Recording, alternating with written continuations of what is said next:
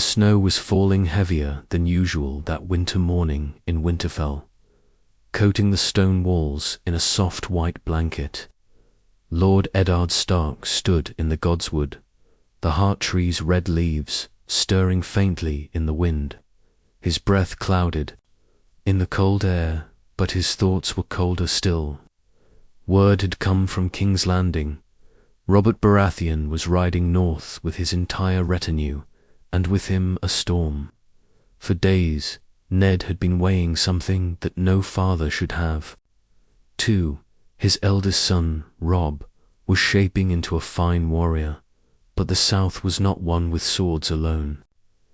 Jon Snow, clever but a bastard, could never claim a true lord's seat. Arya was too wild for courts, Bran too young, and Rickon barely more than a babe.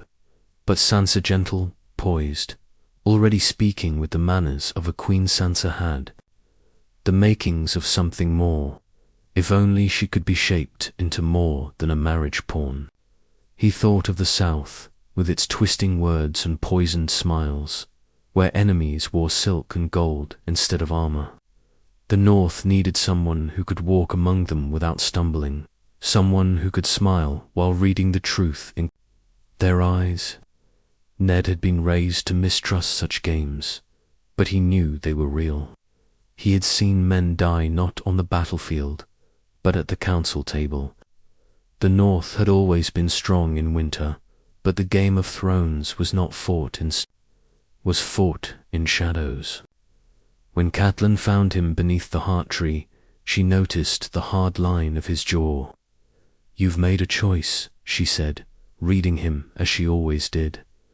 "Aye," Ned's voice was low. "If Robert asks me to serve as hand, the North will be left without me, and I'll not see it ruled by another lord's hand should Robb fall." Her eyes softened. "You speak of Sansa." "I do. She will be my heir in matters of politics. She must learn the way of courts, of alliances, of keeping the North strong. Without drawing a blade, the South will see a girl to be wed. I will make them see a wolf who cannot be tamed." Catelyn hesitated. "You would put such weight on her shoulders. She's still but a girl." Ned's gaze was firm. "Better. She learns now, from me, than later from those who would use her." That night he summoned Sansa to his solar. She entered with her usual grace, hair brushed to a shine, her blue eyes wide with curiosity. "Father," she asked. Ned studied her for a long moment. "Sansa, do you know what it means to be heir to Winterfell?" Her lips curved into a faint smile. "It means Robb will rule one day. It means," Ned corrected gently, "that you must be ready to lead, not only in the North, but in the South as well. I will name you my political heir, my voice in courts and councils, my shield in the game of lords." Sansa blinked, uncertain if she'd heard right. "Me, but I am to marry, am I not? You may still wed if it serves the North, but before you are a wife, you will be a Stark, and a Stark must stand for her people." The weight of his words sank into her. She'd dreamed of songs and gallant knights, but this was something else. She felt pride, but also a chill, as if the snow outside had slipped into her bones. "I will try, father," she said quietly. "You will do more than try." His voice was kind but firm. "You will learn," and so the training began. Sansa dined with the Maester to learn the histories of the realm. She sat in on Ned's meetings with bannermen, listening as he settled disputes between houses. Catelyn taught her how to read a man's character by the way he spoke, the way he touched his cup, the way his eyes lingered. But not everyone welcomed this change. Some lords muttered that a girl had no place speaking for Winterfell. Others whispered that Ned was softening, letting the South's ways taint the North. Robb, though loyal, could not hide his surprise. "I'll always fight for the North, father," he said one evening, "but Sansuchi's no warrior." Ned only replied, "Warriors win battles, wolves win wars." By the time Robert Baratheon's caravan arrived at Winterfell, Sansa walked beside her father at the feast table, not behind. She met the Queen's eyes without flinching, spoke with the lords of the South without stammering. Ned watched her and thought, "The South will see a sweet little rose. Let them. For beneath the petals, the thorns are growing sharp." The great hall of Winterfell was alive with noise, that night laughter, the clatter of goblets, the low hum of musicians playing. In the corner, Robert Baratheon sat at the high table beside Ned, already flushed from too much wine. The king's booming voice filled the room as he told some bawdy tale about his youth, earning roars from the southern lords and polite smiles from the northerners. Sansa sat between her mother and Princess Myrcella, her posture perfect, her words measured. She had noticed already how the Queen's gaze lingered on Hercule, assessing, like a merchant judging a piece of silk. Cersei Lannister's smile was warm enough for courtesy, but her eyes were sharp as broken glass. It was later, when the hall had begun to empty, that Robert finally spoke the words Ned had been dreading. They stood together in the courtyard, the torches casting a golden glow over the fresh snow.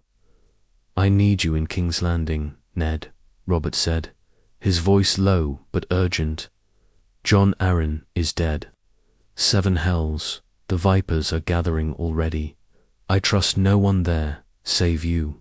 Come. South be my hand." Ned's jaw tightened. "Winterfell needs me, Robert." Robert gave a rough laugh. "The realm needs you more. And think of it, our houses joined at last. Your girl Sansa and my boy Joffrey, a future king with the blood of the wolf and the stag." Ned's eyes flickered, but his mind was already working. If he went south, the North would need its own voice in the Southron court. Someone the lords of King's Landing would underestimate but could never entirely ignore, and here Robert was, handing him the opening. "I will consider it," Ned said at last, his tone careful. That night, in his solar, he told Catelyn, "If I go, Sansa will come with me. She will learn the South's game from within. If she is to be our shield, she must be tempered in fire." Catelyn frowned. "And if the fire burns her, then we will make her steel," Ned replied. The decision came swift. By dawn, preparations were already underway. Sansa was summoned. Her excitement playing King's Landing was the stuff of her songs, the place of tournaments and knights in shining armor. She didn't yet see the shadow behind the gold. As they traveled south, she rode near her father, listening as he spoke in quiet tones about the men they would meet. "Some will smile to your face and wish you dead behind your back," he told her. "Others will test your every word for weakness. Never give them truth unless you must, and never give them all of it." When they reached the capital, it was overwhelming towers of red stone, streets crowded with hawkers, the air thick with heat and smells both sweet and foul.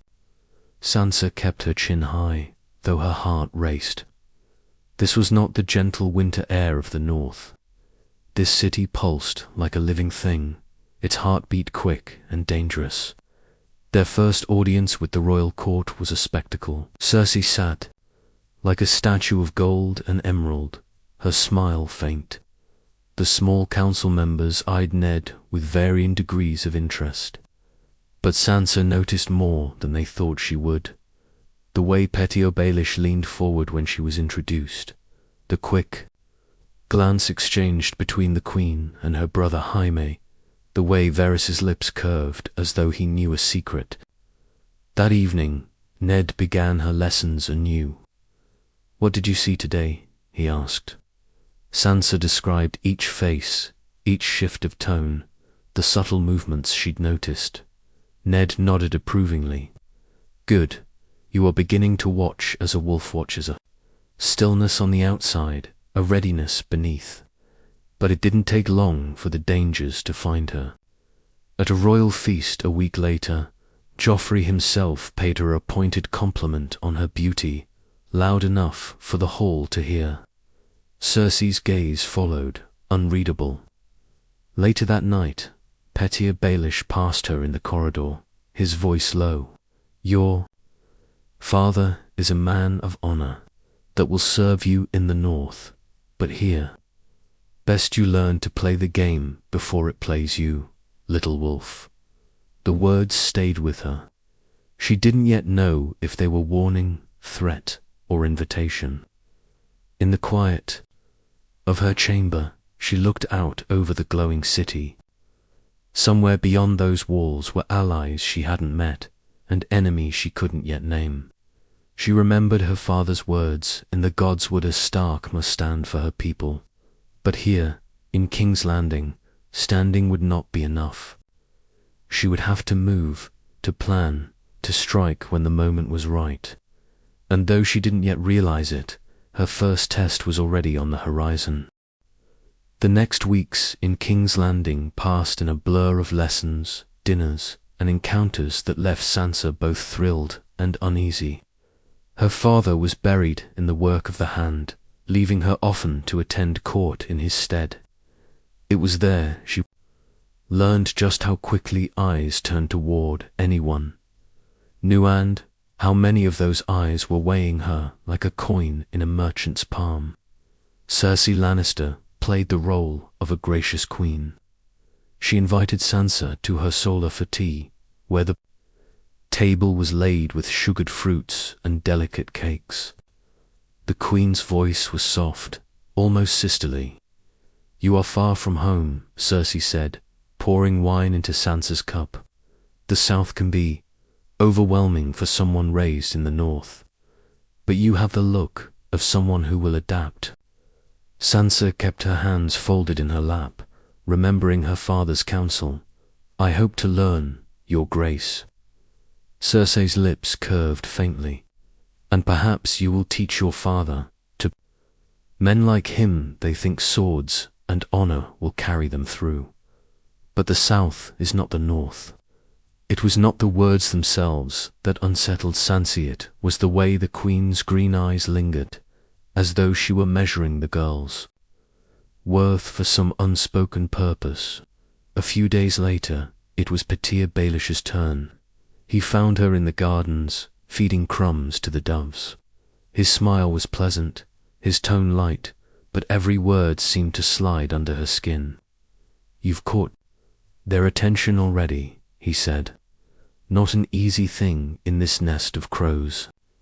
Your father, he is a good man. But good men don't last long here." Sansa tilted her head, feigning innocence.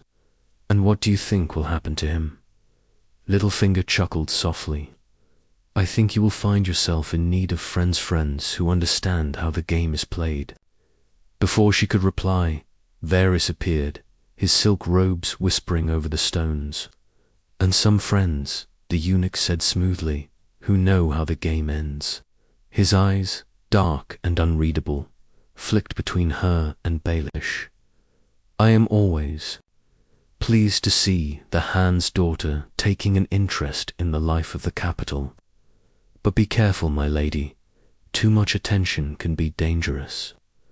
The two men exchanged the kind of look that held a dozen unspoken threats, and then they left her, one after the other. Sansa stood in the garden for a long time afterward, staring at the crumbs in her palm. Even the birds here seemed wary. That evening, she told her father about the encounters, leaving out nothing. Ned listened quietly, his expression shadowed. "They will try to pull you into their schemes," he said. "Do not let them. Every smile hides a dagger." "But father," she asked, How do I know when to smile back and when to show my teeth? He gave a faint, grim smile. That is the game, Sansa. You will learn it, or you will be its prey. The lesson came sooner than expected. A week later, during court, the Queen raised a complaint about the finances of the North, claiming that Winterfell had been slow in sending its levies and taxes to the crown. It was an accusation meant to embarrass Ned, and with him the North. But it was Sansa who stepped forward before her father could speak. "Your Grace," she said, her voice carrying across the hall, "surely there must be some error. The North has always been loyal to the crown, even when the crown forgets how far winter's reach extends. Perhaps if the crown sent better ships for collection, the gold would arrive sooner, rather than be trapped in storms." A murmur rippled through the court. The barb was light enough to be brushed off as courtesy, but sharp enough that even Cersei's expression tightened. Robert roared with laughter, pounding the arm of his throne. "Seven hells, Ned, the girls got more bite than you." Later, in private, Ned put a hand on her shoulder. "You took a risk today," he said. "I didn't want them thinking." "The North is slow or weak," Sansa replied. "Then remember this," Ned told her. "In the South, you can wound without spilling blood, but if you wound too deeply, they will come for yours." The warning lingered with her, but so did the thrill. For the first time, she felt she had struck back in the game her father spoke of, and they had listened. What she didn't yet see was how that single moment had marked her in the eyes of three dangerous people: Cersei, who did not like to be made a fool; Littlefinger, who admired boldness when it could be bent to his will; and Varys, who saw in her a piece that could yet tip the board. The Queen's displeasure did not come swiftly, but Sansa felt it in the way courtiers began to shift around her. Those who once offered warm greetings now bowed with cooler faces, their words polite but stripped of warmth. Some avoided her entirely, as if a shadow had fallen over her. One afternoon, she was summoned to the Queen's private solar. The room was bathed in gold light, its walls lined with fine tapestries. Cersei stood by the window, her back to Sansa, watching the gardens below. "You spoke boldly in court," the Queen said, without turning. "I only wished to defend the honor of my house, Your Grace." Cersei turned then, a faint smile on her lips. "Honor, such a northern word. Here, honor is a fine thing for songs, but it wins you nothing. Gold wins, influence wins, and beauty." She let the word linger. Beauty opens doors that honor cannot. Sansa felt the weight of the Queen's gaze. "I understand," she said carefully. "I think you do not yet," Cersei replied. "But you will. And when you do, you will find it is better to have a Lannister as a friend than an enemy." It was neither a threat nor a promise. Sansa left the room wondering if she had been warned or invited. That evening, at a smaller supper, Petyr Baelish took the seat beside her. "The Queen likes you," he murmured. "That's rare. She trusts no one." "I don't think she trusts me," Sansa said. Littlefinger smiled faintly. "Good. Trust is a leash. Without it, you can move more freely." He poured wine into her cup, though she hadn't asked. "But beware, the Queen will test you. She will want to know whether you're steel or snow."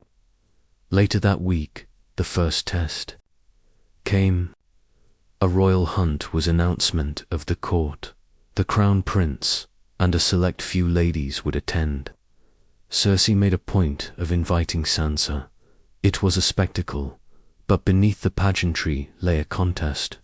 At the hunt, Sansa rode with the Queen, and Myrcella, keeping her posture perfect and her tones sweet, while the Queen spoke of the reach of Lannister gold and the frailty of the North's influence.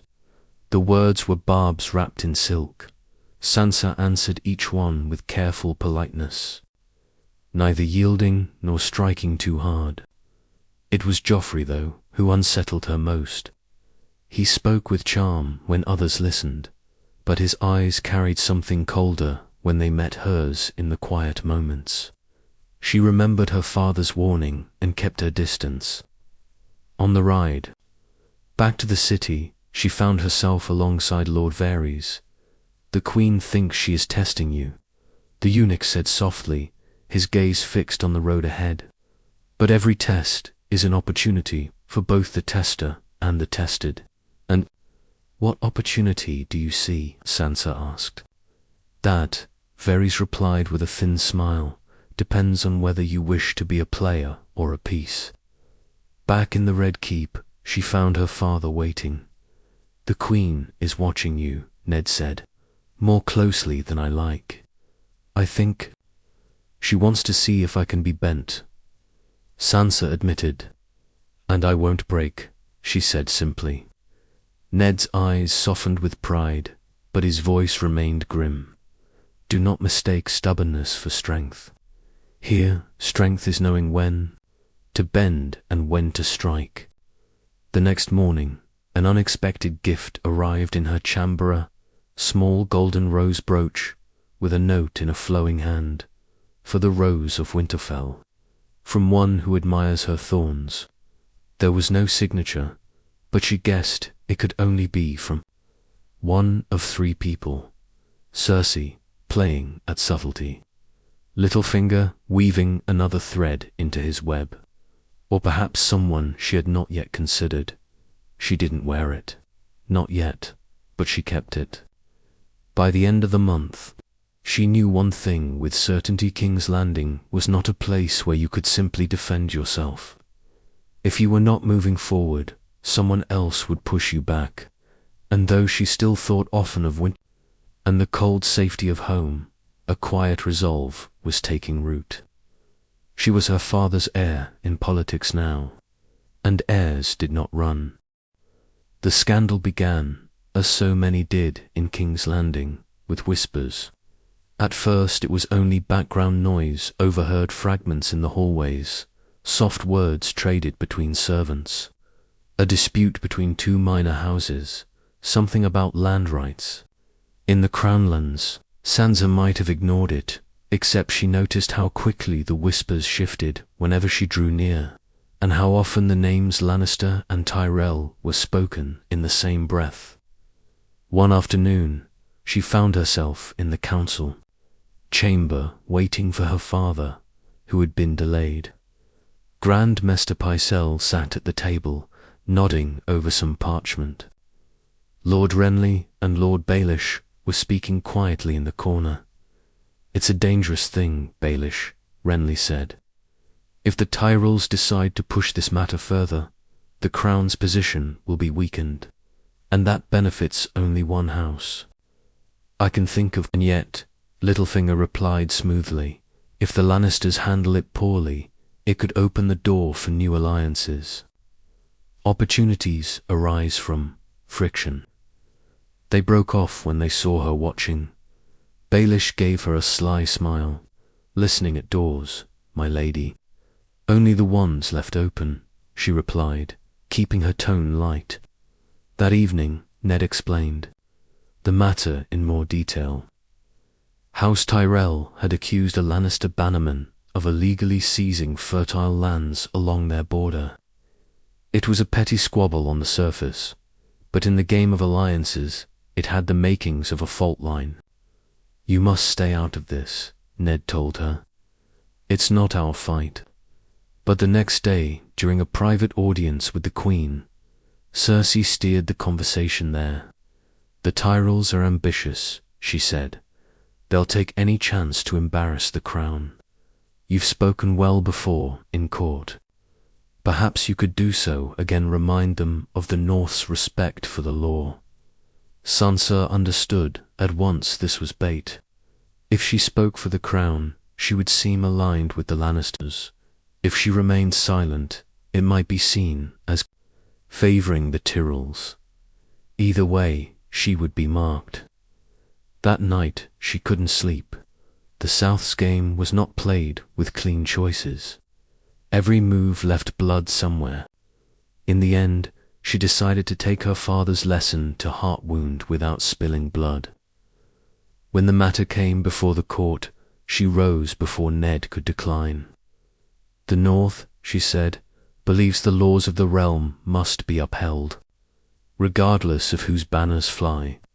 If land has been taken unlawfully, the king's justice must restore it, and if the claims are false, then the truth will strengthen the bond between the great houses.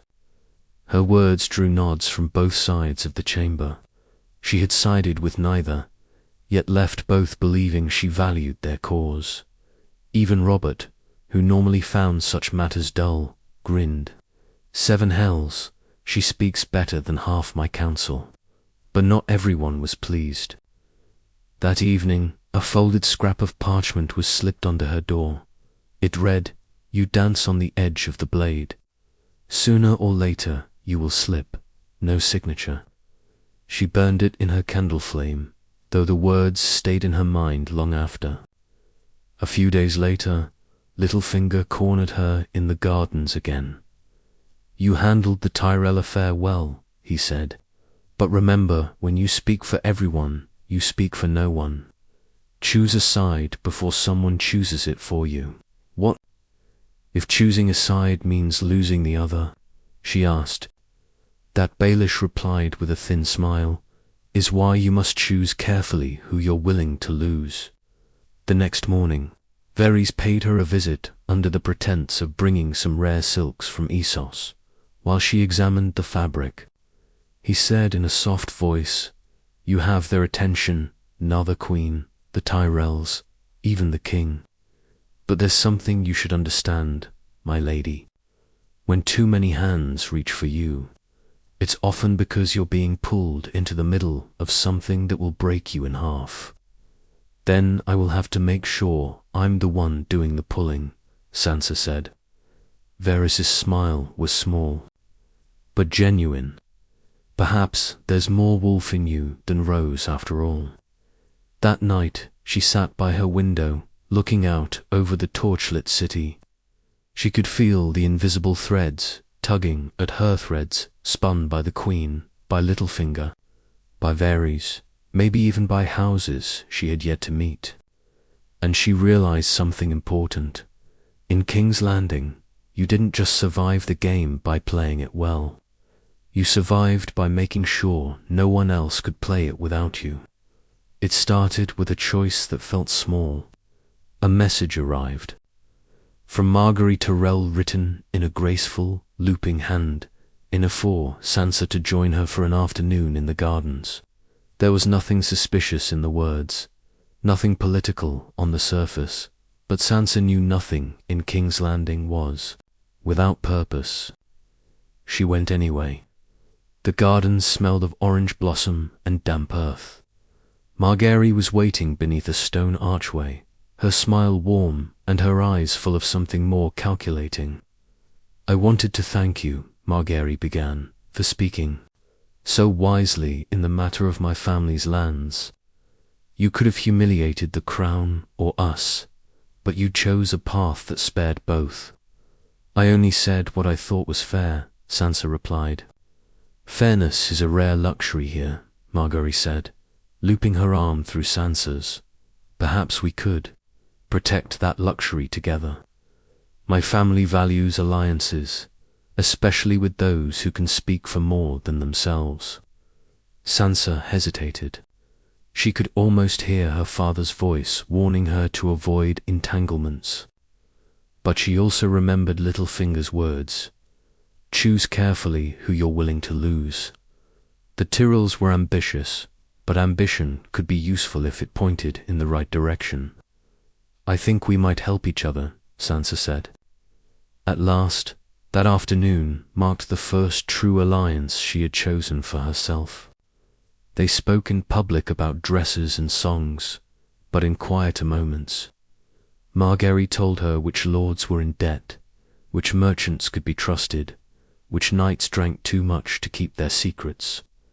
In return, Sansa shared whispers from the north, bits of truth the Tyrells had no other way to confirm. But secrets had a way of travelling in King's Landing. It was less than a week before Littlefinger sought her out again, his expression one of amused curiosity. "You've been spending time with the little Rose," he said. "I enjoy her company. And what do you enjoy more, her company or the reach of her family's influence?" Sansa met his gaze steadily. "I thought you told me to choose who I'm willing to lose." Baelish chuckled. "I did. I just wonder if you understand what you might lose by choosing wrong." He leaned closer, his voice dropping. "If you ever want to see the board from above instead of the side, you'll need more than one ally and more than one secret." That night, her father summoned her. She could tell by his tone that he'd already heard of her meetings with Margaery. "I told you to keep your distance from these disputes," Ned said. "I wasn't discussing disputes," Sansa replied. "I was making sure the North has friends." "Friends," Ned repeated, his mouth tightening. "Friends in Kings Landing will use you faster than they'll help you. I need you to remember who you speak for." "I do," she said quietly. But she didn't tell him everything. Not about the names Margaery had given her, nor the fact that the Tyrells seemed to be gauging their chances against the Lannisters. The first time she acted on her own came sooner than she expected. During a session of court, a dispute arose over a shipment of grain from the Reach. The Lannisters accused the Tyrells of holding it back to raise prices. The Tyrells countered that the Lannisters had failed to pay the agreed sum. Before the argument could turn into another drawn-out insult match, Sansa spoke. "The crown needs grain, and the Reach needs coin. Why not have the crown purchase the grain directly at the agreed price, and see it distributed where it's most needed?" Robert, who had been moments away from storming out, grinned broadly. Finally, someone in this room was sense. The Tyrells smiled because they got their price. The Lannisters smiled because the crown now owed them nothing on the matter. Only her father frowned, though he said nothing until later. "You solved their quarrel today," Ned told her in his chambers.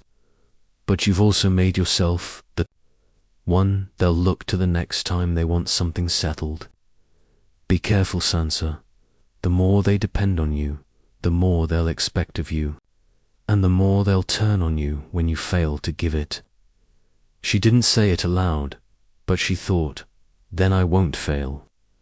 That night, she received another unsigned note. This one read, "You are learning.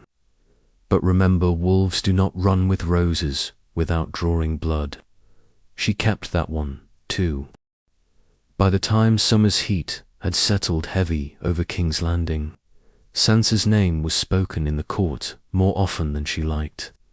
Not as a girl from the north, but as someone who could smooth over disputes, find compromises, and leave both sides thinking they'd won. It made her useful. It also made her dangerous to those who preferred their own hands on the levers of power. One evening, while the hall was being cleared after supper, Littlefinger found her walking the gallery above the throne room below. Servants moved like ants, sweeping away the last traces of the feast. "You've done well," he said without greeting. "Too well. The Queen trusts you enough to test you, and the Tyrells trust you enough to think you're theirs. That's a fine position if you know how to use it." "I'm not trying to use anyone," Sansa replied. "Then you'll be used," he said simply. "If you want to survive, my lady, you must learn to turn their moves to your advantage." He paused, leaning on the balcony. "There's a meeting in 2 nights. Small, quiet. The Tyrells will be there, discussing how to weaken the Lannisters' grip on the crown.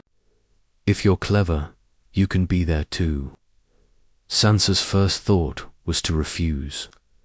Her father had been clear about avoiding conspiracies, but the temptation was sharp. If she knew what the Tyrells planned, she could warn the Queen or protect herself, or both. 2 nights later, she found herself in a candlelit chamber in the lower levels of the Red Keep. Margaery was there, along with her brother Loras and several men Sansa didn't know. They spoke in low voices about debts owed to the crown, about encouraging certain bannermen to delay sending their levies. Every coin the Lannisters must spend is one less they can use to buy loyalty, one man said. Sansa listened, saying little, but she saw more than they realized: the way Loras deferred to Margaery in decisions, the way one of the older lords glanced toward her more than once, weighing whether her presence could be an asset or a liability. When the meeting broke, Margaery walked with her. "You understand why we do this," she said softly. "I understand you want to be sure the Lannisters don't hold all the cards," Sansa replied, "and you could help us. The Queen already values your words in court. If you plant the right ideas, subtly she thinks they're her own." That night, Sansa didn't sleep easily. She could not forget the look in Margaery's eyes, warm, persuasive, but with the steel edge of someone who would not hesitate to cut down anyone who stood in her way. The next morning, Cersei summoned her. The Queen was in a measured mood, pouring her own wine as if that small act gave her more control. "I hear you've been spending much time with the Tyrells," Cersei said. "They've been kind to me, Your Grace," Sansa answered evenly. Cersei's smile was tight. "They are never kind without reason. You're young, but you're not stupid. Remember that. The Tyrells would see my house weakened, and they might use you to do it." She stepped closer, lowering her voice. "I could protect you from that, but I need to know you'll stand with me when it matters." It was a choice disguised as a conversation, and Sansa, for all her training, still didn't know if it was possible to stand with both sides at once without being crushed between them. That evening, Littlefinger returned, smiling like a man who had placed a wager on both horses in a race. "They've each decided they want you," he said. "That's dangerous, but it's also power. All you need to do now is decide who you'll disappoint first. That's where the real game begins." Her father's voice echoed in her mind. "Her file hides a dagger." But now she knew something he hadn't said aloud. Sometimes you had to hide your own. In the days that followed, she played both roles carefully. With Margaery, she listened, offering small observations about court without making promises. With Cersei, she nodded at the Queen's warnings, offering bits of information that made it seem she was loyal, but she knew it couldn't last. Sooner or later, one side would demand something that would force her to show her hand. And when that day came, she would have to be ready not just to choose, but to make sure the choice was hers, and hers alone. The moment came sooner than she had feared. It was a humid night, the air thick with the smell of the river and the faint tank of smoke from the city's countless hearths. Sansa was in her chambers when Margaery's messenger arrived, pale-faced and urgent. "The Queen is moving against us tonight." The note was unsigned, but Sansa knew the hand. The Tyrells had gotten wind of some Lannister scheme, something about false charges of treason against a Tyrell bannerman. The plan, it seemed, was to arrest him quietly and drag him before the court at dawn, where the Queen would use the spectacle to humiliate House Tyrell. Sansa understood at once what Margaery was asking without putting it in writing. "Warn us, or stay silent and let it happen." Her heart hammered. If she warned Margaery, she would be betraying Cersei's trust. If she stayed silent, she would burn her alliance with the Tyrells. She sat for a long moment, staring at the candle's flicker until another memory surfaced her. Father's words in the Godswood. A Stark must stand for her people. The North had no love for Lannisters or Tyrells. The North's only interest was in staying strong, and a Stark heir could not afford to be owned by anyone. When she rose, she knew exactly what she would do. She left her chambers under the pretense of visiting the Sept, and instead found her way to the gallery above the small council chamber. Voices carried up from Bellow Cersei's cold, sharp tone, Lord Baelish's smooth responses, Varys' silken interjections. They were finalizing the arrest order. When the meeting ended and the Queen swept out, Sansa was waiting in the corridor. "Your Grace," she said, dipping into a curtsy. "Might I walk with you?" Cersei raised an eyebrow but nodded. "If you wish." As they walked, Sansa spoke in measured tones. "I've heard rumors the Tyrells are moving against the crown. It may be that someone close to them is leaking information." The Queen's eyes flicked toward her. "And you know who?" "I have suspicions," said. "But to be certain, it might be better to let tonight's plan unfold quietly. Watch who moves, who warns whom. Then you'll know exactly who your enemies are." Cersei studied her for a long moment, her face unreadable. "You would have made a fine Lannister," she said at last. That was all Sansa needed to know. The Queen would hold back the public spectacle and instead wait to see who panicked. But she didn't stop there. When she returned to her chambers, she sent a different kind of message to Margaery. "The Queen knows something. She will not move tonight, but she is watching. Choose your steps with care." By morning, the court was alive with unease. The bannermen in question had not been arrested, but several minor lords were suddenly avoiding each other in the halls. Sansa watched, silent, as the Queen and Margaery each worked their own networks, both convinced they had the advantage. Littlefinger found her that afternoon, leaning against a sunlit pillar. "You've done it," he said, smiling faintly. "They each think you've saved them. That's the rarest thing of all in this game, being needed by both sides." "I didn't do it for them," Sansa said. "No," he replied, tilting his head. "You did it for yourself. That's why you'll last." That evening, her father summoned her. He didn't ask for details, he never did, but there was a weight in his gaze. "I hear you've kept both the Queen and the Tyrells from making a mistake." "I kept them from making mine," she said. Ned regarded her for a long moment before speaking. "The South will make you harder than I would wish, but perhaps that is what the North needs." That night, standing on her balcony, Sansa looked out over the city. King's Landing still smelled of smoke and secrets. The threads that had been pulling at her since she'd arrived were still there, but now some of them were in her hands. She wasn't naive enough to think she controlled them all, but she controlled enough. And in this place, that was the difference between being a player and being a piece.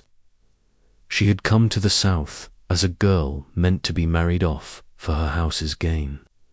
She was still a rose in their eyes, but now her thorns were hidden sharper than they guessed. The game would go on, and she would not just play it, she would shape it.